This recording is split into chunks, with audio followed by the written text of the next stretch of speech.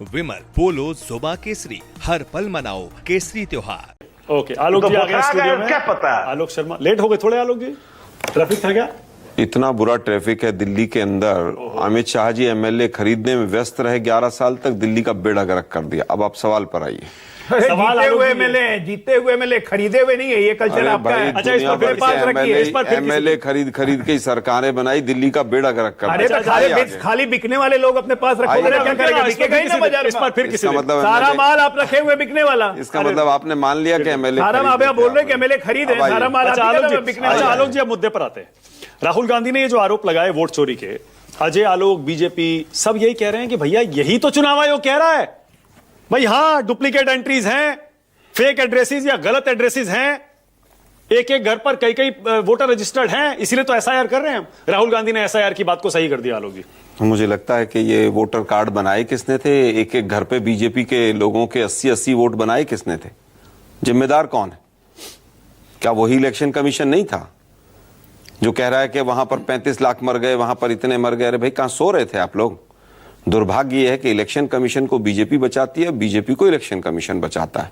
दोनों एक बिल्कुल हाथ में हाथ मिला के चल रहे हैं, और जहां हाथ थोड़ा सा ढीला होता है तो मीडिया बीच में आ जाता है। मीडिया फिर ग्रीसिंग का काम करता है।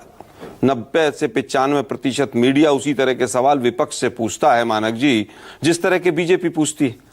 दुर्भाग्य यह है कि चोरी की सरकार चला रहे हैं, फर्जीवाड़े की सरकार चला रहे हैं। मुझे तो लग रहा है मोदी जी बनारस भी हारे थे, इलेक्शन कमीशन ने जिताया है। बनारस की voter list complete digital form में जो पढ़ी जा सके वो दे दीजिए, मोदी जी हारे हुए हैं। दुर्भाग्य यह है कि जो इलेक्शन कमिश्नर बनता है वो उसके बाद थोड़े दिन बाद गायब हो जाता है। राजीव कुमार कहाँ है किसी को नहीं पता है, पिछले वाले इलेक्शन कमिश्नर्स कहाँ हैं किसी को नहीं पता है। हमारे सीधे सीधे सवाल हैं भाई, डिजिटल फॉर्म में जो मशीनेबल रीडेबल जो डाटा है वो फोटो देने में आपको क्या दिक्कत है? अगर आप फ्री एंड फेयर हैं तो आप वीडियोग्राफी के एविडेंसेस को क्यों डिस्ट्रॉय करना चाहते हैं? एक हार्ड डिस्क के अंदर पिछले पूरे चुनाव का डाटा आ सकता है। हमने पहले भी पूछा था, 7-7 फेज में बिहार में जो चुनाव करा रहे हैं, तो क्या बिहार में वोटर इधर से उधर जा रहा है क्या इसलिए 7-7 फेज में चुनाव हो रहा है? और दूसरी चीज है, election commission of India, voter list की जिम्मेवारी तो आपकी है भाई। वोटर लिस्ट में अगर एक एक विधानसभा में 12-12 हजार डुप्लीकेट वोटर हैं तो आप क्या पकौड़े तल रहे हो? मतलब आप हिंदुस्तान के इलेक्शन कमिश्नर हो या कहीं और के हो? आप 4-4 हजार ऐसे वोट हैं एक विधानसभा में जिनमें फोटो ही नहीं है।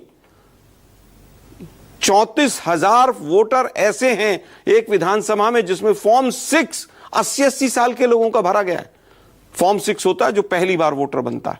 45 साल, 50 साल, 80 साल, 90 साल के वोटर। अजय कह रहे हैं सारे देश में यही हाल है, आपने एक सीट क्यों उठा ली भाई? अरे भाई, डाटा दे दीजिए। हमने तो जहां हमें शक हुआ उठाया। मतलब ये भी गुनाह किया कि एक में क्यों उठा दी? वो कह रहे हैं वो जो महादेवपुरा की सीट है, वो कह रहे हैं हम तो हमेशा से वो जीतते आए हैं, और फैक्ट ये है कि उसमें बीजेपी को 65%, 55% वोट मिलता है आलोक जी विधानसभा में। वो इसी तरह से तो मिलता, वही तो पकड़ा गया, वही तो चोरी पकड़ी गई है। अब एक घर में सिंगल रूम का फ्लैट, रहने वाला बंगाल का आदमी, वो कह रहा है मैं 1 महीने पहले आया हूं, उस पर पहले ताला लगा हुआ था। 81 वोट हैं। टाइम्स ऑफ इंडिया ग्रुप का कैमरा गया वहां पर, उसने कहा जी 81 वोट इस घर में बने हुए एक कमरे में। यही हाल दिल्ली का था। केजरीवाल हारे, हमारे आइडियोलॉजिकल डिफरेंसेस हो सकते हैं उनसे, लेकिन सांसदों के घर में 50-50 वोट बना दिया आपने। आलोक जी, अजय आलोक कह रहे हैं कि ये फ्रॉड कर रहे हैं राहुल गांधी। उस वोटर जो डेटा दिया इलेक्शन कमीशन में, उसमें वो हेर फेर करके और अपनी स्क्रीन पर कुछ कुछ दिखा के और फोर्जरी कर रहे हैं। देखिए, फ्रॉड लोगों को, हेरा फेरी करने वालों को सब वैसे ही दिखते हैं। मोदी जी को सब अपने जैसे ही दिखते हैं, क्योंकि वो लाल किले की प्राचीर से संसद तक झूठ बोलते हैं, तो उनको सब झूठे नहीं। वो ये कह रहे हैं अगर आपको भरोसा है तो आप डिक्लेरेशन ओथ साइन क्यों नहीं कर देते? एफिडेविट साइन कर दीजिए। एफिडेविट साइन भी करेंगे और सब कुछ होगा। डाटा क्यों नहीं दे रहे? वो सवाल नहीं पूछना चाहती बीजेपी। बीजेपी इलेक्शन कमीशन को क्यों प्रोटेक्ट करना चाहती है? मतलब अडानी पे सवाल पूछो तो बीजेपी एकदम फ्रंट में आके खड़ी हो जाएगी, इलेक्शन कमीशन पे पूछो तो बीजेपी आके फ्रंट में खड़ी हो जाएगी। अरे भाई, चंडीगढ़ मॉडल तो याद होगा ना मानक जी आपको, क्या हुआ उसमें? वो आदमी आज भी उस सदन का मेंबर बना हुआ है। दुर्भाग्य, सुप्रीम कोर्ट ने डिक्लेयर कर दिया कि ये जो आदित्य श्रीवास्तव है ना आलोक जी, जो कल राहुल गांधी ने दिखाया 4 जगह रजिस्टर्ड है, उसका एक इंटरव्यू आज आया है एक टीवी चैनल ने। छोड़ो ना यार, फ्रॉड लोगों उसमें वो ये कह रहा है, सुन तो लीजिए, नहीं देखिए सारे पक्ष आने चाहिए। उस आदमी का ये कहना, भाई मैं लखनऊ में रहता था, परिवार वहां रहता है, उसके बाद मैं मुंबई गया, मैंने वहां अपना वोटर कार्ड शिफ्ट करा लिया, मैं बेंगलुरु गया, मैंने वहां शिफ्ट करा लिया। तो हो सकता है जेन्युइन केस भी हो, तो आप बेईमानी का आरोप कैसे लगा? अरे भाई, 12,000 एक विधानसभा में आदित्य श्रीवास्तव मिल गए क्या आपको? मानक जी, क्या डिफेंड करने बैठ जाते हो आप लोग भी?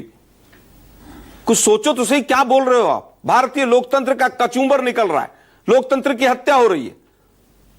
एक मीडिया का वर्ग पैसे के चक्कर में पूरा सरकार को बचाने पे लगा हुआ है। आज से नहीं, पिछले 11 साल से यही गुजरात मॉडल चल रहा है पूरे देश के अंदर। आप लोग समझ नहीं रहे। आज भी आप विपक्ष से सवाल पूछना चाहते हैं।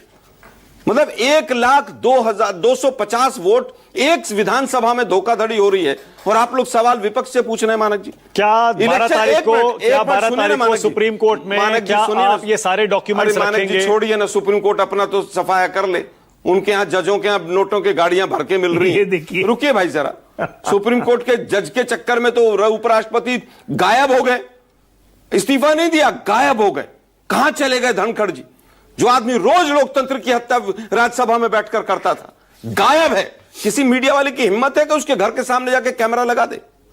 मत जाइए, मेरा मुंह मत खुलवाइए। देखिए, सीधा सीधा सवाल है हमारा, वीडियो एविडेंस जो है उनको क्यों डिस्ट्रॉय करना चाहता है इलेक्शन कमीशन?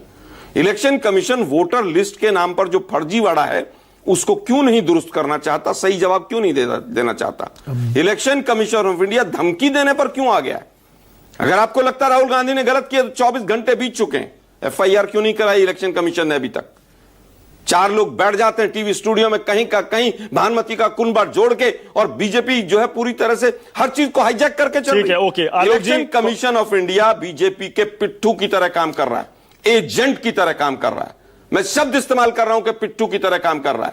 क्या इनको हजारों करोड़ रुपया तो नहीं मिलता? ये जांच होनी चाहिए। इलेक्शन कमिश्नर कहां चले जाते हैं हिंदुस्तान? किसको मिल रहा है हजारों करोड़? मैं पूछ रहा हूं, उसकी जांच होनी चाहिए। इलेक्शन कमिश्नर्स की जितने पिछले 11 साल में बने, सबके इनकम टैक्स की रिटर्न निकाल के लाइए, कहां है? एक एक आदमी के अकाउंट में कितना कितना पैसा कहां से आया, सारे परिवारों की जांच होनी चाहिए। अशोक लवासा के ऊपर क्या हुआ था सबने देखा था ना? देखा था? Okay, alright, okay.